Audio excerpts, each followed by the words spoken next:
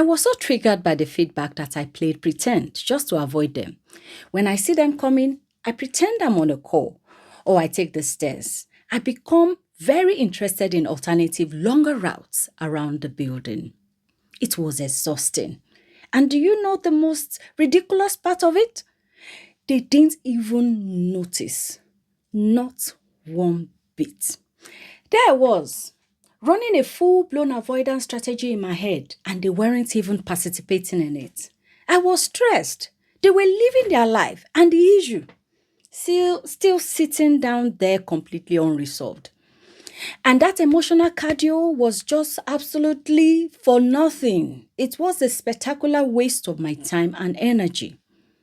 But you know the funny part? We do this outside of work too. A person in a relationship will stop raising issues because it's just not worth the fight. Or the parents who start withdrawing from their teenager because every conversation seems to end in one conflict or the other, or sometimes it's vice versa. We tell ourselves we're keeping the peace, but that's not peace, that's flight. Avoidance doesn't resolve the tension. It just means you're carrying it alone while the other person may not even know there's a problem. Avoidance is not peace. It's unresolved tension wearing a very convincing disguise, camouflage. If you haven't met me, I'm Tutu Ariyo. I am a leadership and agile coach, and I help leaders and teams shift how they think, how they lead, and work together, particularly when they are navigating difficult conversations, delivery under pressure, and change. I was in the last video, I told you the full story, my story. But if you missed it, here is the very quick version. I received a critical feedback from a senior colleague during a period of layoffs, personal stress, and complete uncertainty. And I had a crisis then at that time. And somewhere between reading the feedback and processing what it meant, something happened. I moved from receiving feedback about something I had done to questioning something about who I was. 1 minute we were discussing behavior, and 2 minutes after, my brain has appointed itself head of crisis management. So today, I want to explore that gap. How do we get from you could have handled that differently to maybe I'm just not good enough? And more importantly, why does this happen to so many of us? Now, before somebody hears all this and thinks, so Tutu is saying because out of how much feedback can hurt, we shouldn't give difficult feedback. No, absolutely not. Please don't put that on my CV. I am not saying we should stop giving feedback. I am not saying we should tiptoe around people or avoid the hard conversations. Actually, I believe in the opposite. I believe we need more honest feedback, not less of it. We need courageous conversations to happen. We need people who are willing to tell us what we may not be able to see for ourselves. But if we want feedback to actually land, if we want people to hear it, if we want them to process it and potentially do something useful with it, we have to understand the human operating system that feedback is landing on. Because if you have the best intention in the world and still triggers somebody's internal security system, because giving feedback without understanding how it is going to be received isn't radical candor. It's just mere noise. So this series isn't about making feedback softer. It's about making our relationship with feedback more effective and efficient. Now, back to the question I promised to answer today. How did I get from feedback about something I did to questioning who I am? Now, let's get into it.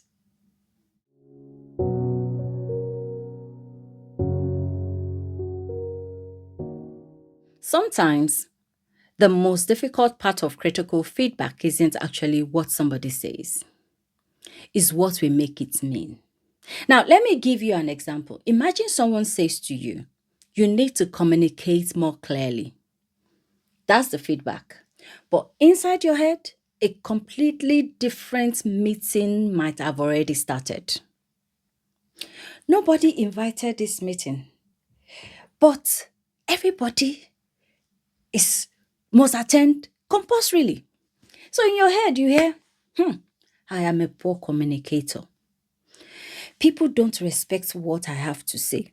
Another voice may interpret it as, I am failing at my job. Do you see what happened there? That feedback started as an observation about something you did, but somewhere along the line, it became a judgment call about who you are. And that distinction matters because behavior can be examined, it can be changed, it can be practiced. But identity feels personal. So when feedback touches something you believe about yourself, your competence, your value, reputation, your sense of belonging, suddenly it doesn't feel like here is something you could improve. It can feel more like there's something wrong with you. It feels like a threat. And now we have a very, very different problem. Now, some of you are sitting there thinking, I don't do that. I take feedback professionally. Professionally. I am very matured. I'm very matured about feedback. Really? You mean that you have never taken one innocent sentence and turned it into a three-season Netflix drama in your head by bedtime?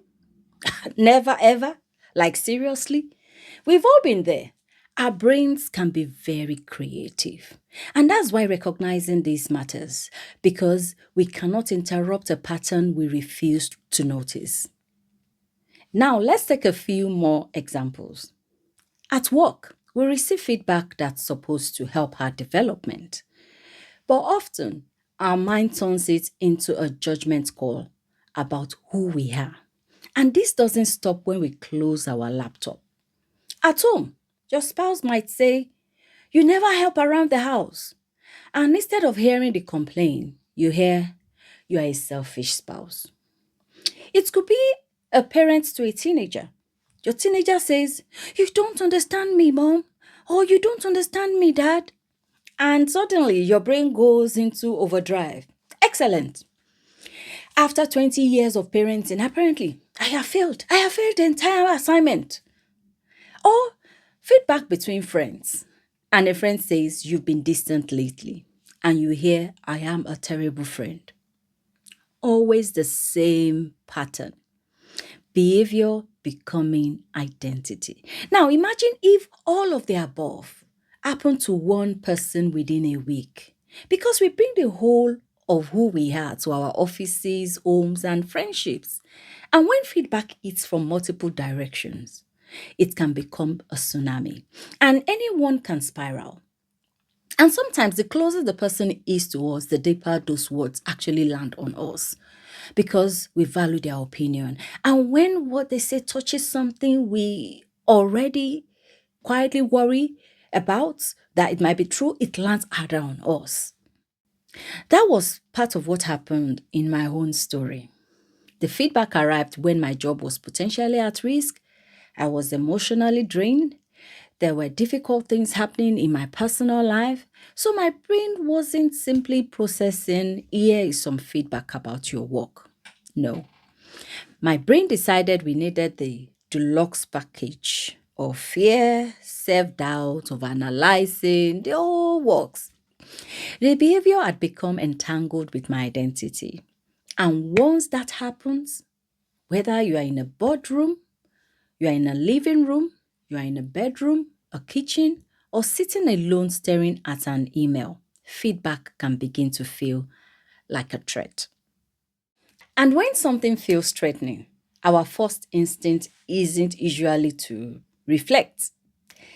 It's not to say, oh, how fascinating. Thank you for that feedback. Let me reflect deeply on the value of this feedback as a developmental opportunity.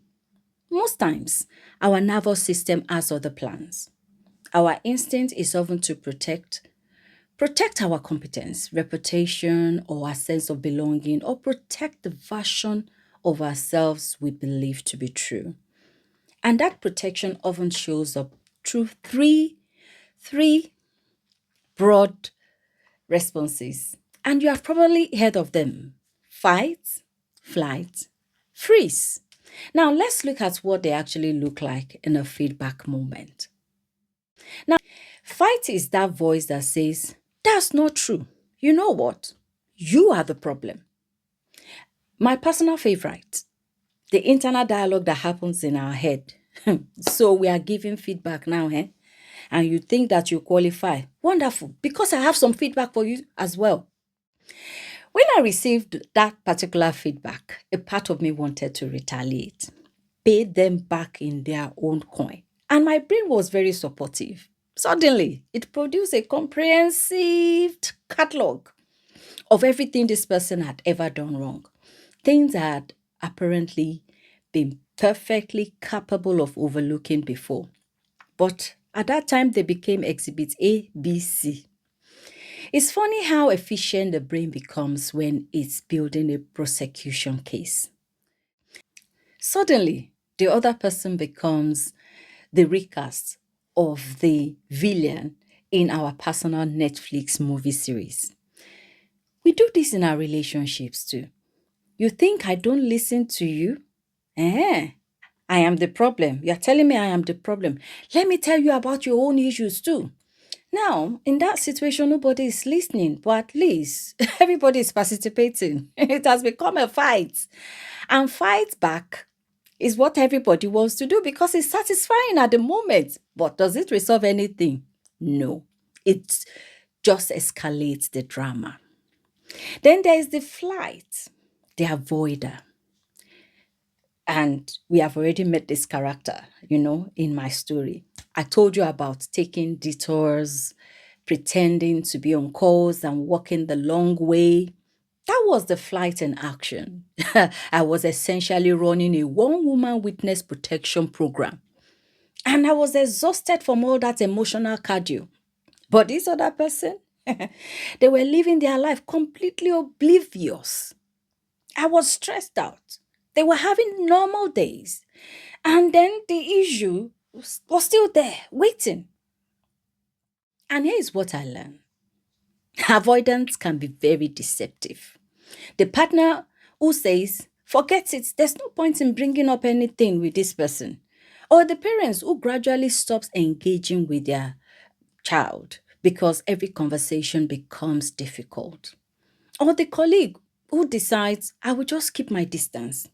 It can feel like we are managing the situation, but sometimes we call it we are making peace. No, we are simply reorganizing our lives around a conversation we don't want to have. And avoidance is not peace, it is flight. It is unresolved tension wearing a very convincing disguise. And here, now let's talk about freeze, the overthinker. The one who believes that if we analyze the situation for another 4 hours, perhaps new evidence will emerge. This was me replaying conversations I've had in the past. What did I do wrong? What did they mean? When did this start? Was it that meeting, the one where Susanna and John was talking after the meeting? Wait, what exactly did they mean when they said fine? Now, fine has become a forensic evidence. So I became a detective in my whole life, except somehow I was also the suspect, the prosecutor, and occasionally the judge. Now, the tricky thing about overthinking is that it can disguise itself as reflection. We tell ourselves, "I'm just trying to understand, trying to make it make sense." And sometimes we genuinely are trying. But there is a point where reflection stops producing insight and starts producing loops. Reflection moves you towards clarity. Rumination keeps taking you past the same scenery. You are spiraling. And spiraling is not reflection, it is anxiety with a better vocabulary. The parents lying awake thinking, where do I go wrong with my child? Or the friend replaying every sentence from the previous day conversation. Or the leader mentally reconstructing the meeting that happened in the morning, reconstructing them at bedtime. And here's what surprised me about me. Looking back at my own story, I didn't have just one of these responses.